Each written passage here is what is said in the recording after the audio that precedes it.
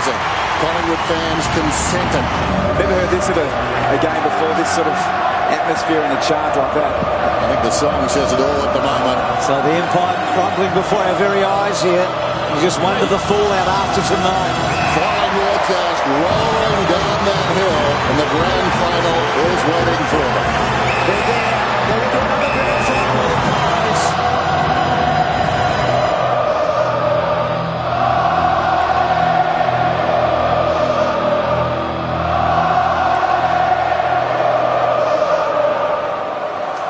Mick Malthouse is the coach of the Collingwood Football Club.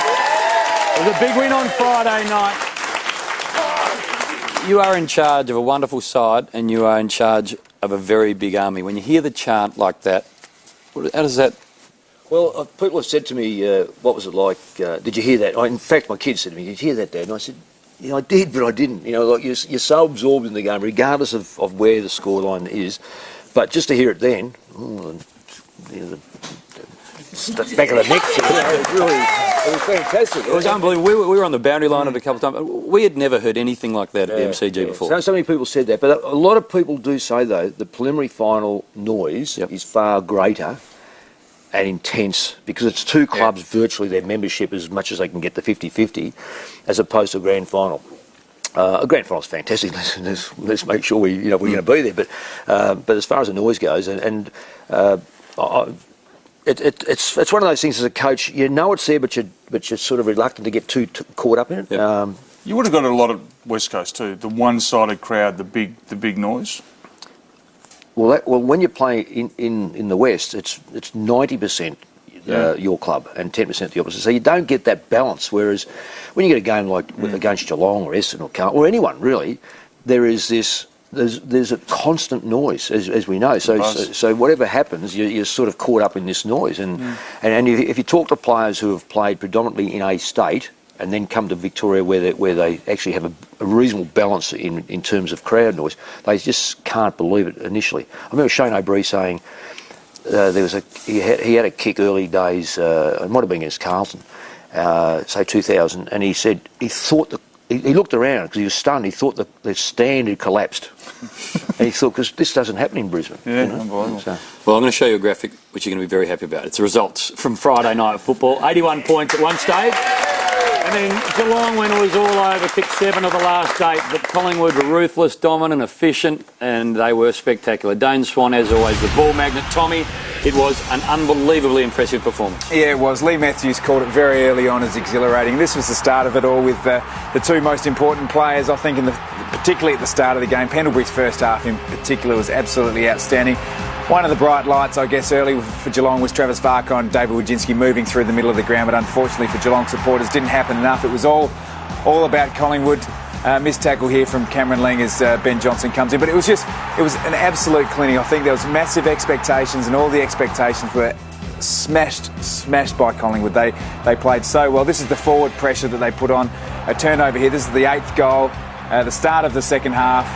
Fortune favours the brave. You play in front, young player against. Collingwood had 7 players with less than 50 games experience. They just look like they've got that premiership clock that I think Nick might have even invented a couple of years ago. A few of these mistakes, there was actually one from, I think it was Dale Thomas perhaps in the first quarter, and then the second one was Corian right there, but things just went from bad to worse for the Geelong Football Club.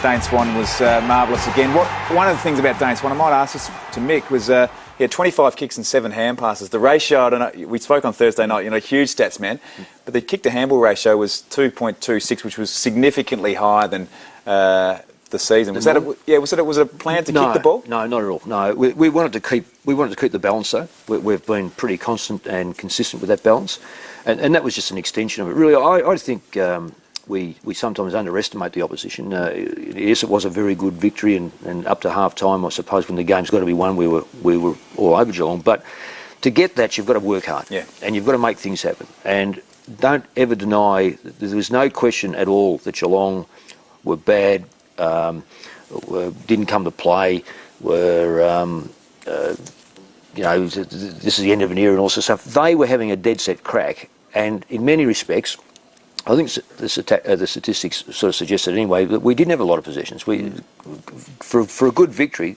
they were pretty moderate. But we're able to move the ball quicker, and we had 3 big forwards who really do demand the football, so get the ball into them. Tell me 3 things you learnt out of the mauling on Friday night. Yeah, the first thing I learned, Hamish, was the Pies have genuine stars. There's been a lot of talk about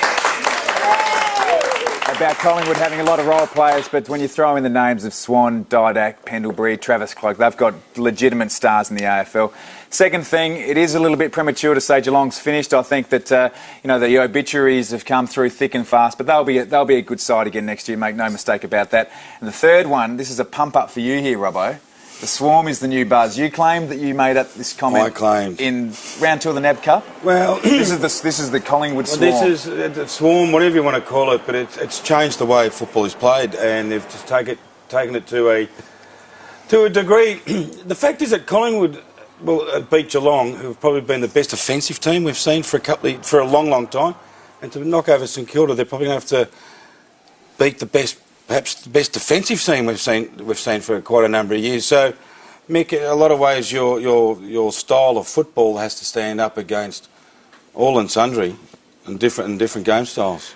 Well, it does, and to play the best, you've got to be the best. I remember, I tend to waffle a little bit, I know that, but the West Coast, when I took the West Coast over, defence was the most secondary thought of all time. Within 2 years, we'd become the best defensive side. And we're able to put our game structure in place and win a couple of premierships with it. This is no different than when you look at St Kilda the way they were last year in regard to their defensive work. It was outstanding, and they've continued on this year, their number 1 defensive side. On the other side of the coin, I was talking to Tom on Thursday night. Geelong took the game to a new level in regard to possessions. No one ever... 250, 260 was not bad. 300 was, it's out there. 400 was just never heard of. And of course, getting close to 500 was just... They tipped over 500 one day. Well, you almost go, no, it can't be. But that's the way the games just roll on. This game structure won't last. It'll be good for a while, and down the track, someone else will come up with something else. This is the beauty of our game. It evolves because people are not going to sit back and watch it. They want to go further on. They want to take it sideways, backwards, or whatever it is. It'll change the game. Luke Ball caught up with some cameras yesterday talking about his hamstring/cramp. Here's what he had to say. Pulled up pretty well, so a lot better than I expected. So hopefully that means it was just a bit of a cramp, and I'll be able to have a normal week. Yeah, well, it gives you a bit of a fright. So I've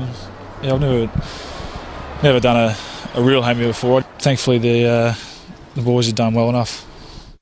Be lovely if he's okay. Is that sort of the way it looks at the moment? I spoke to him yesterday, and he's far more comfortable now than what he was on Friday. He was worried because he cramped up, and remarkably, we had 2 or 3 others that also did. Players had never had the cramp before. I'm not too sure whether. My theory is we had a 2-week break, but more importantly, we had the mental anguish before games of football does rob you, and I'm saying both sides here, rob you of a little bit of energy, and you put that much effort in. There's something's got to give, and these boys are very, very well prepared. So it's hardly diet or fluid, so it's got to be the emotion of the game. Mick, if there's any doubt, will he not play? We pick 100%. No, you can't. The last thing you can say is you can pick every player as 100% because very few are going to be 100%. Yep. But they've got to be able to give you 100%. Okay. And I have no doubt that he will. And if he can't, he'll be the first to put his hand up. But we're very optimistic. Hopefully he can play. More from Mick on the other side of the break. Stay with us on Game Day.